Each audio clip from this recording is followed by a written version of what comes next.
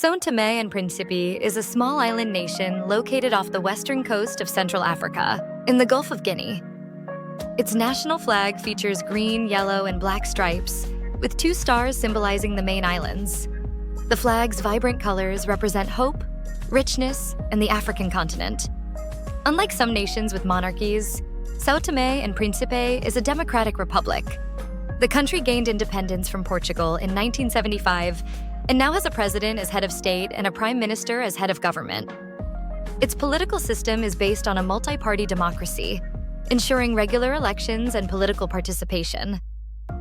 The economy of São Tomé and Príncipe is primarily driven by agriculture, with cocoa being its main export product. The nation also grows coffee, coconuts, and palm oil. In recent years, tourism has started to develop thanks to the island's natural beauty and biodiversity. The government is working to diversify the economy and attract foreign investment. With a population of around 220,000 people, São Tomé and Príncipe is one of Africa's smallest countries.